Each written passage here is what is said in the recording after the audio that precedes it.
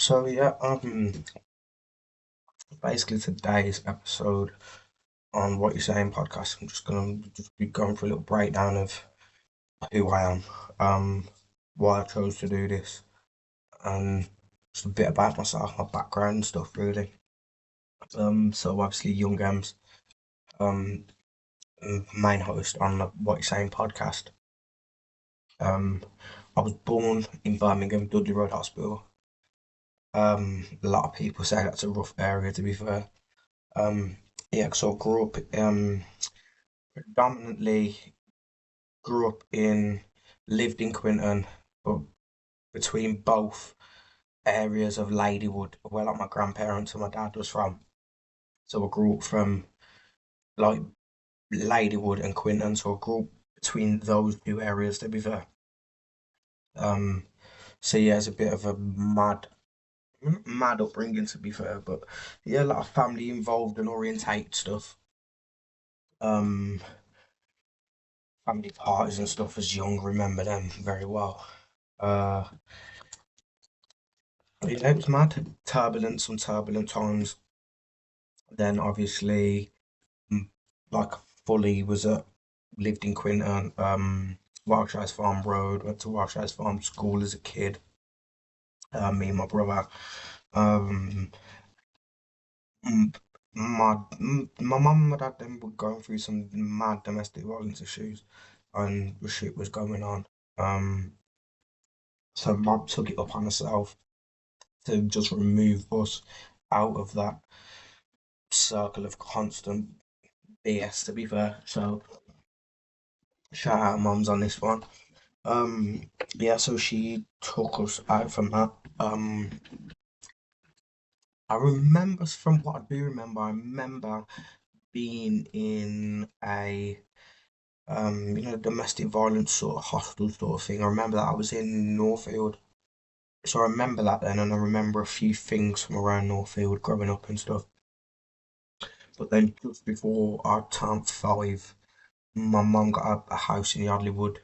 So that's where then I moved to, got into school and stuff there. Um, and then mum's like that's where mum is still resides till this day. So that's where she settled. So when we went to Yardleywood, mum absolutely had nothing, but she was a grafter, worked worked numerous jobs, to get house kitted, make sure me and my brother was cool and had what we needed. Always been that kind of person. Determined, motivated. Uh, definitely made. It's definitely put those. What do I call them? I've got those qualities instilled in me. That's how the best way to put it. To be fair. So, so yeah, we moved in. She started hustling, got the house done up. Everything was going good. Then obviously getting a bit older, made a few friends. So like at the time around there was like growing up in Yardley Wood, it was so the Quaid family, which were very known, the Pedleys, Ryberas, and the Malvins. Um, so I grew up knowing obviously members of them families growing up close, like growing up definitely, we went to school together, went to secondary school and stuff. Um, Shared many fucking mad times to be fair. So yeah, that was just part of the cycle of growing up. But I guess kind of just lost sight in myself back then. Um, just going down the wrong path to be fair and doing the stuff that they say you shouldn't be doing. And yeah, got wrapped up in stupid stuff to be fair. Um, didn't finish secondary school. Um, but went straight into like college and work. So I went straight into Brick Lane the after I got kicked out of school. Um, Learnt Brick Lane. So I've always been um attracted to the construction. I guess I get that from my mum says I get that from my granddad's side, dad, because he was in demolition, and my other family members, like my uncles, they was in construction demolition. So I guess I took that another family trait that I got. Um, but I've always had an interest in that anyway. So then, yeah, I was doing that, doing obviously doing college, doing up the roads, doing stupid, and then it was 21 first time that I found myself in prison.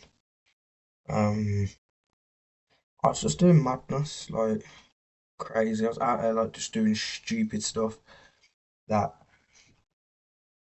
definitely when I look back on it, it was some of it was horrible, despicable of some of the stuff that when I think back of what I did. And always hold my hands up clear to that. Like that's part of what I come from, and what was a part of me is no longer.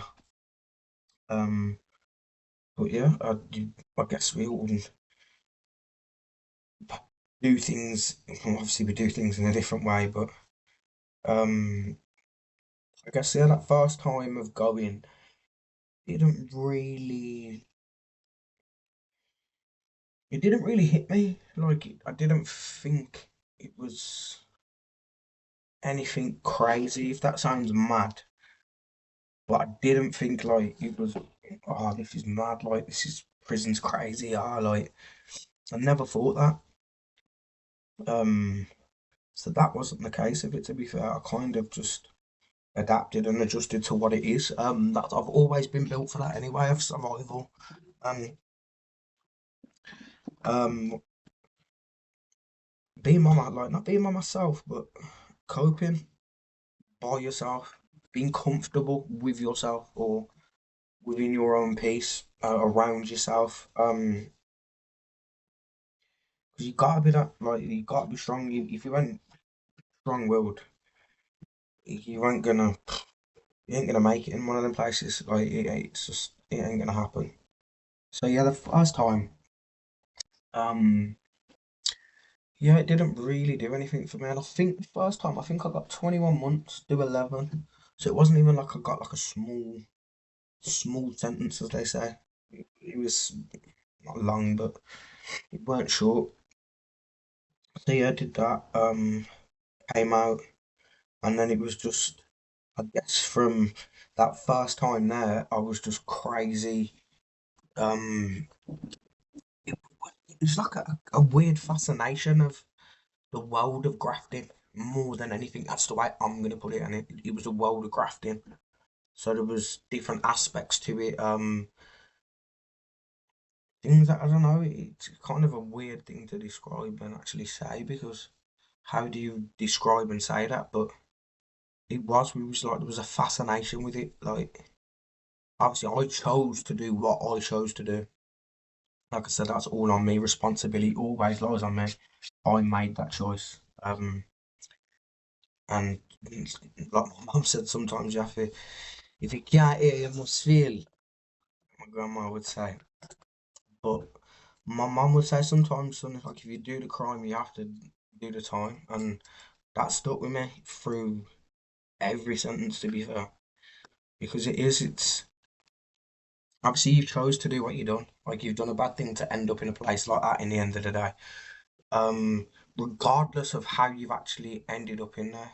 So whether you doing it to, I don't know, to support your family or I don't know, to better your situation, to better yourself, and to come out of that dark place and to come out of that situation and be done. Bang, I've bettered myself, I'm done. Then that's like, can't say it's a weird thing to say and say, oh, that's okay.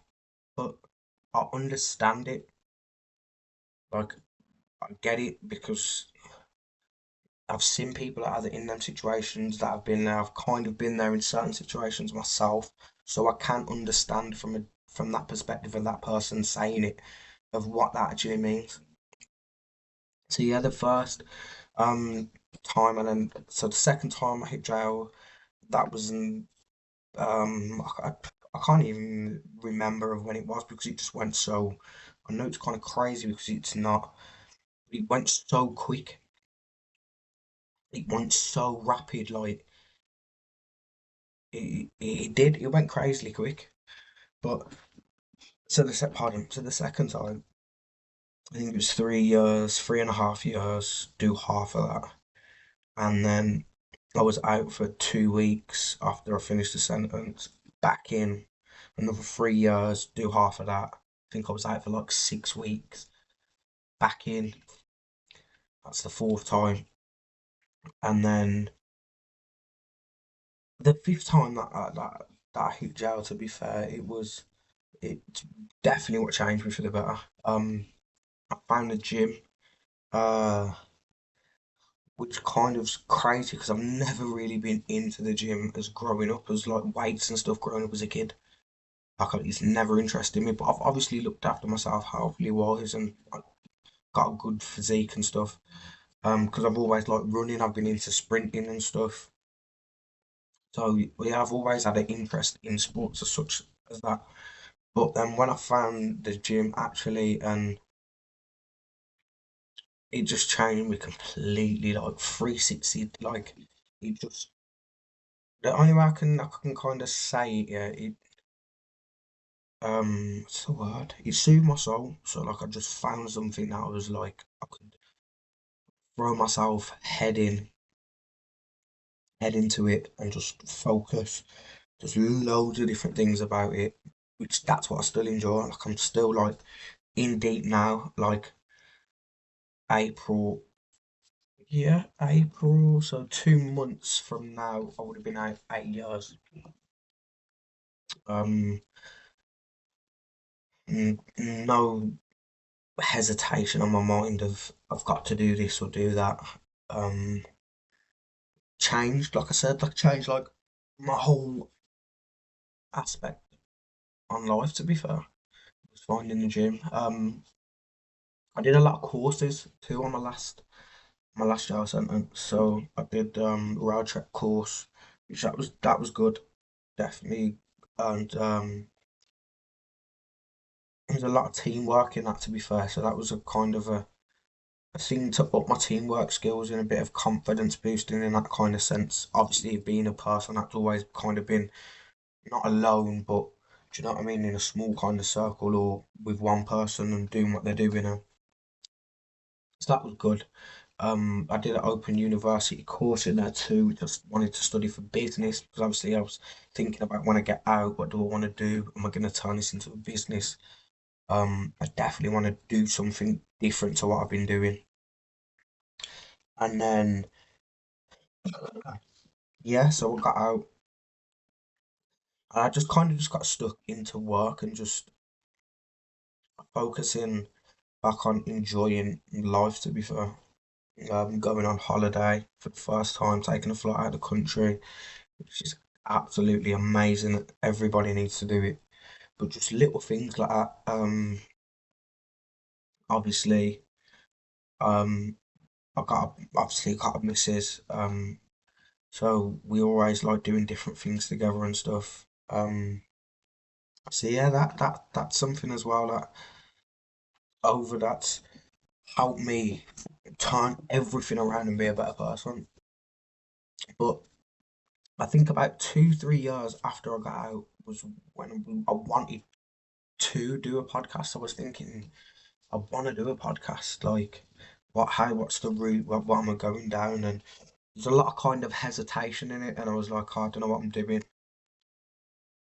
But then I thought, like, it is what it is. Like, then obviously life gets in the way, a few things, bits and bobs, a couple of years pass. So then this year, in 2025, I thought, you know what, I'm getting it done. I'm gonna start the podcast. We've got the fitness channel as well. Which is kind of mad at that's catching some good um motion and traction on TikTok. So like I'm literally that's what I do now. I just create content like daily, hit the gym, be healthy, um, positive, keep the mindset focused, motivated, dedicated to it.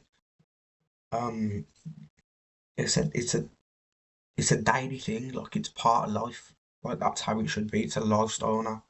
So the podcast of us just starting this year, we were just like let's go for it. So obviously me and my co-host, shout out Tun Tun, we just said like let's get it and let's just do it. So like obviously we did the first episode. That it's it's had a good reviews and stuff. Obviously the picture quality wasn't that good. Got upgraded camera now, upgraded my lighting and stuff. A few different visual things just to help bring the channel to pop. The neon light is on order and should be delivered within the next 10 days. So that will just give something extra as well for the What You're Saying podcast. Um, for the neon light. So definitely looking forward to that. But yeah, we've got like many things coming up on the What You're Saying podcast. And like I said before, and I reiterate it, but I can't reiterate it enough. Like this is about everybody on it, so everybody can get involved. Like, what are you saying? Like we've all got something to say. We've all got a voice. Um, we've all had hectic moments in life, innit? Like ups and downs. Like, where have you come from? Like, what's your journey been like? What you've been through, obstacles you've had to get over and maneuver through to where are you now? Like, and I guess, like, obviously being the person that I am and seeing people that I've grown up with and like certain people have successful and made good of themselves and have family and children and stuff now. It's a good thing to see. So there's many aspects of like good things, of positivity that's come out of stuff now and positive situations. So me just building up the podcast now and it's like I said, just tuning in week on week and just making sure the content's there and making sure you guys are tuning in and you're liking what we're bringing to you.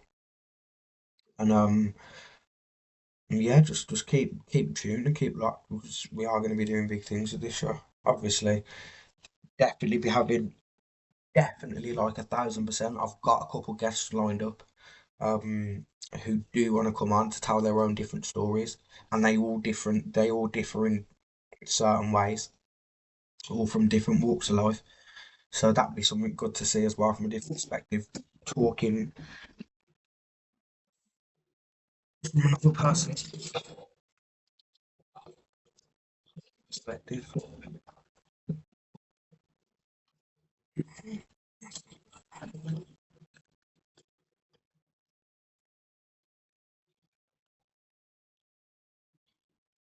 So, there we go. Got it in here. We got it in here. But yeah.